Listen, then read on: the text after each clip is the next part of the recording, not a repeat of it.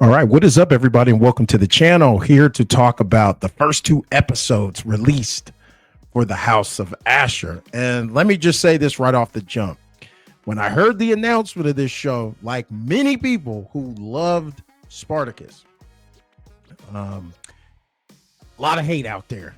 Oh man, hate, hate, hate, hate, hate, hate, hate, hate, hate, hate, hate, hate, hate, hate, hate.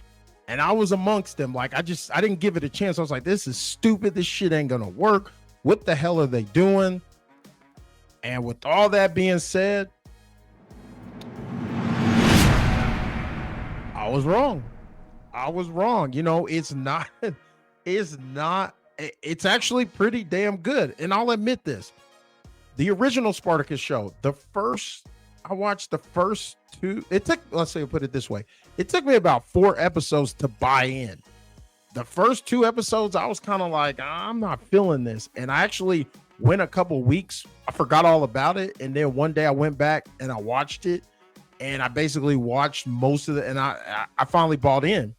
But with this one, the first 2 episodes that they released, I'm locked in. I'm riding this wherever it goes. Wherever it goes, I'm here for the ride. At least initially. Like they got me in. Now, who knows that it could go to shit before the season's over. But what I saw in those first 2 episodes, it had the feeling of the original Spartacus with a twist. You know, twist it, changed a few things up, and it's trying to do its own thing, but it hasn't lost sight of what we enjoyed about it, like the political intrigue, the sex, the violence, the gore. All of it is still there. You know, it's there. What the show is doing is, with Ashur coming back, and of course they lean into it in a supernatural way, which, I mean, if you knew his fate, I mean, what other way would he be coming back? But we get a nice little cameo, a brief cameo from Lucy Lawless's Lucretia, which, I mean, will we see more of her? Like, as the story goes on, will Ashur have dreams with her in them and her, or was that it? Do you think she's one and done? It'll be interesting to see, but it was good to see her again. She is not the only character that we have a cameo from the previous, and I'll talk about that here later. But to more about the character of Ashur and some of the other casts, like, we have Nick Terabay. Yes, that's right. Terabay, who comes back as Ashur, and he's in full form Ashur. Like, it's like he never left. It's like he's never left. He has that rolled down to a T. Like, it's like he never left. He has all of the Ashurness. It's all there. We also have Graham McTavish, who plays Chorus, who is the Doctori, who is a free man Doctori. So that's something that's changed because, when Enemaeus, he couldn't leave, but this guy, he can move freely because he is a free man who won his freedom in the arena. We also have, I think it's Tanika Davis, who plays Achillea or Aquila. I think it's Achillea. Female pronunciation of Achilles. You get it. But she is I guess you could say, our Spartacus, the one who is brought into the world, who is not of the Brotherhood, and has yet to be initiated. And so we see things with her. But this show is playing heavily into Ashur, his underdog, like how he was the underdog and outsider in the previous show.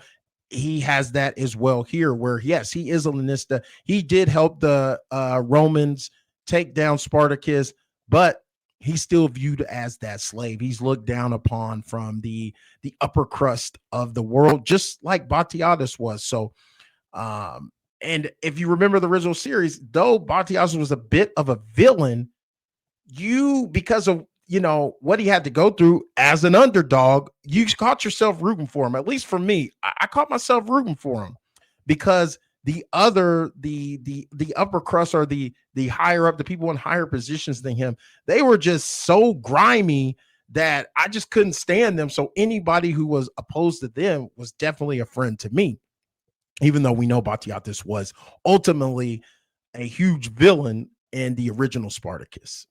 And so I think that's kind of the angle they're leaning into with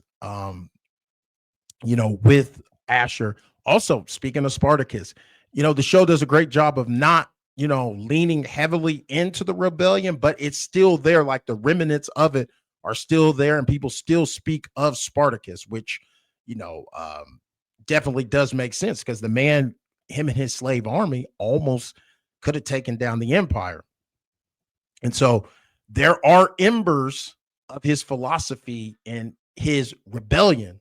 You hear it from other slaves. So, like, that definitely will lead to something big. Now, will it lead to will it lead to Ashur having the same fate as Batiatus? That's a good question. They may go in somewhat of that direction. That is yet to be seen. We do have, at least for me, there's a couple gladiators that I definitely liked. The names, I'll have to put them on the screen here, but I definitely enjoyed the father and son duo, which totally makes sense. I like that because you would think these guys are out here going raw into different house slaves and, ladies of the night, prostitutes or whatever, and nobody's getting pregnant. You would have think that one of the gladiators would get a girl, a fellow slave pregnant, and there would be kids born in the captivity. And so we have a father and son duo, older gladiator and his brass son.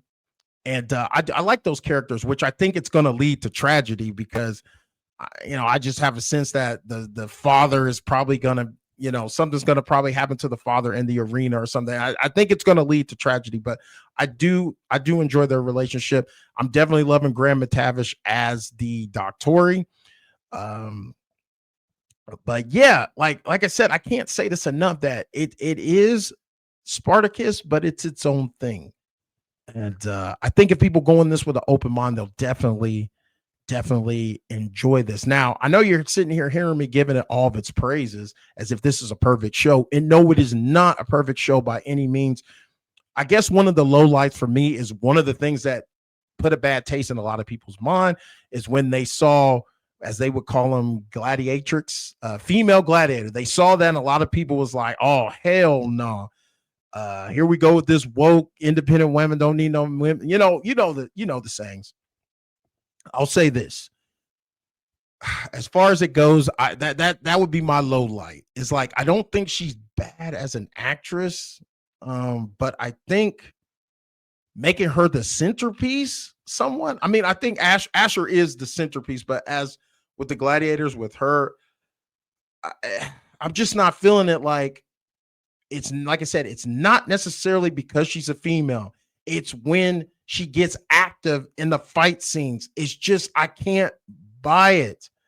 The actress is very stiff and robotic with the movements.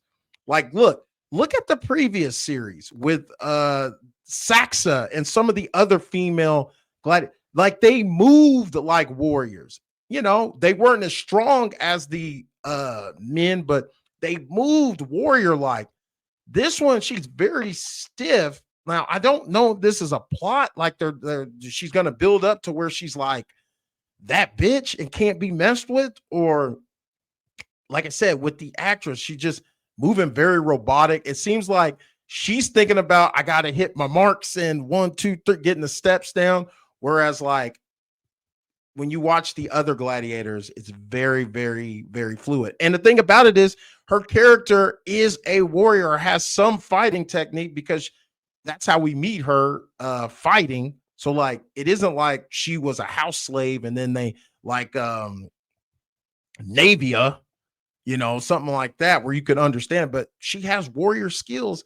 But like I said, I think that she's kind of the low light of the episode, and she's kind of the one who they showed throughout the trailers, and she's supposed to be, like I said, supposed to be one of the front of the show, and so, but I think it's going to work. I think it's going to be all right because, like I said, with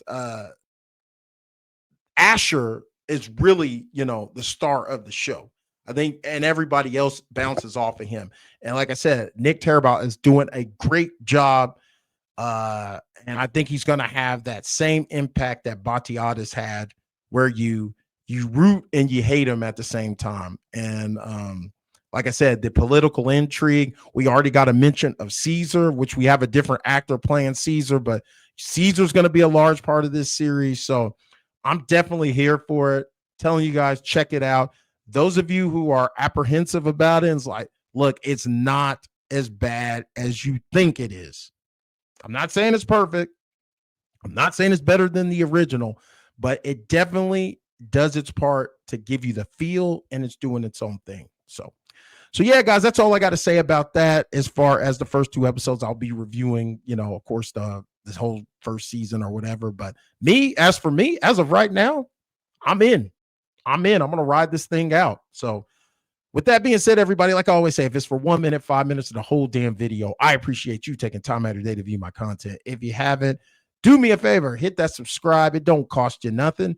And hit that like and get in the comments and share this video. Help it get out there, get in the algorithm. It definitely helps trying to grow this channel. And so with that being said, guys, I'm going to go ahead and punch out of here, and I will see you in the next video. Take it easy.